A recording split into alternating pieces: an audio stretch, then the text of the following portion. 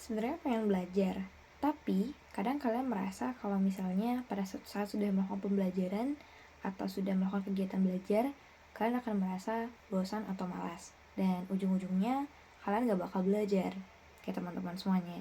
Jadi topik literasi yang ingin saya sampaikan melalui online ini, yakni adalah sebenarnya belajar itu yang efektif dan yang baik itu kayak gimana sih? Dan jadi sebelumnya perkenalkan, saya Sang Ayu Putu Gita Karisma Putri dari kelas 11 A11.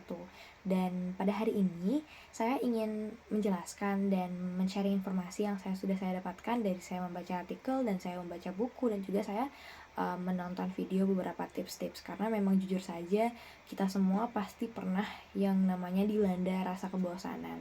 Tapi bagaimana cara diri kita mengatasi rasa kebosanan dari dalam diri kita sendiri? Seperti misalnya kalau saya pengen moodnya biar lebih booster, jadi bakalan nonton video pembelajaran juga biar mendukung kayak ada reference gitu, bisa melakukan hal yang lebih baik kayak gitu. Jadi saya paling senang nonton channel-channel YouTube edukatif, contohnya channelnya Maudy Ayunda. Jadi senang banget review buku-buku yang knowledgeable and act to a lot of acts for us. Jadi dan juga saya senang banget beli buku-buku, walaupun saya nggak baca semuanya karena belum sempat sampai habis, tapi saya senang banget tahu beberapa poin-poin bahwa pembelajaran itu juga bisa kita dapatkan melalui buku-buku ini gitu. Seperti bukunya Malcolm Gladwell yang judulnya Blink, yang dimana kemampuan berpikir tanpa berpikir. Jadi benar-benar bikin kepo kan ya, benar-benar bikin pengen tahu apa sih itu gitu teman-teman. Oke, jadi kita fokus ke back to topic ya. Jadi kita sering banget merasakan hal malas tersebut ataupun merasa banyak kebingungan pada saat kita belajar. Kenapa sih walaupun sudah belajar banyak berjam-jam misalnya, tapi hasilnya itu masih nggak yang namanya memuaskan ya. Dan misalnya kalau tes pun kadang tesnya ulangannya masih kecil dan kita nggak paham dengan materi tersebut. Itu dia kata kuncinya, pemahaman. Jadi yang bisa saya berikan dari saya membaca artikel dan membaca buku dan juga menonton dan juga mendengarkan ya, dan juga melihat secara langsung pengalaman orang-orang di sekitar saya yang mau belajar. Sebenarnya belajar tuh ada seninya, dan seninya itu adalah orangnya. Jadi orang itu, setiap individu atau setiap person have different style to learn. Jadi punya perbedaan gaya belajar gitu. Ada beberapa gaya belajar yang saya pernah lihat dan saya pernah dengar juga dan saya pelajari. Yang pertama itu gaya visualisasi, kemudian by textbook reading tuh, dan juga mendengarkan. Tapi ada juga yang gabungannya, ada juga yang cuma bisa satu atau cuma bisa dua atau enggak bisa semuanya. Jadi orang-orang tuh punya bedanya. Jadi pertama kayak gini, kalian bisa mencoba, yang pertama kalian baca buku aja, terus kalian coba pahami sendiri apakah bisa, terus kalian dengerin penjelasan orang lain apakah kalian masuk denger gitu, misalnya lewat rekaman lah atau video gitu. Terus yang ketiga, kalian coba melihat gambarnya langsung daripada pemetaan. Jadi ini lebih berfokus pada bagaimana penggambaran materi itu, meskipun materi teoristik ya, tapi maksudnya meskipun materi teori ya, jadi kalian sebenarnya bisa banget yang namanya visualisasiin gitu. Misalnya kalian belajar tentang sejarah gitu, misalnya tentang urutan perumusan dasar negara gitu, kalian bisa gambarnya gini, misalnya urutannya pembentukan BPUPKI, misalnya urutannya Jepang nyerah dulu, baru pembentukan BPUPKI, baru sidang-sidangnya gitu. Bisa dipakai gambar-gambar itu visualisasi misalnya gitu teman-teman. Dan kemudian ada beberapa gaya-gaya belajar, itu Pomodoro dan lain sebagainya. Kalau yang saya tahu Pomodoro itu adalah misalnya kalian netepin 25 menit buat belajar fokus, terus nanti setelah 25 menit itu kalian bakalan harus jeda 5 menit buat istirahat. Nah itu kalian ulang siklusnya selama 4 kali. Di akhir sesi nanti kalian baru bisa rehat atau istirahat itu sekitar 30 menit gitu. Jadi kalau itu berhasil, kalau itu diterapkan terus menerus, jadi bakal ngasah bagaimana kita bisa fokus gitu. Itu adalah hal yang harus kita kendalikan sebenarnya. Itu balik lagi ke individu sendiri teman-teman semuanya. Dan juga adalah bahan sumber belajar. Jadi bahan sumber belajar itu saran saya sih nggak perlu banyak-banyak ya, karena semakin misal kalian pengen banyak biar kelihatannya kalian merasa siap dengan belajar, tapi itu sama saja membuat pikiran kalian terlalu banyak mencerna hal yang sangat bertobrokan, karena sebetulnya kita ini memang bisa multitasking, tapi dalam pemikiran kita itu kita cuma bisa fokus pada satu hal kalau emang benar-benar bikin fokus gitu. Ya saya nggak tahu bagaimana orang jenius ya, tapi pada umumnya seperti itu. Jadi kalau misalnya belajar biologi nih gitu, memang kita perlu sumber yang terpercaya buat menambahkan informasi. Tuh, misalnya dari Google juga bisa, dari searching nonton dan aplikasi-aplikasi pembelajaran lainnya seperti Ruang Guru itu bisa. Cuman kalau misalnya kalian udah belajar misalnya pakai LKS gitu, kalian fokusnya belajar di LKS itu, ya sudah fokus di sana saja gitu.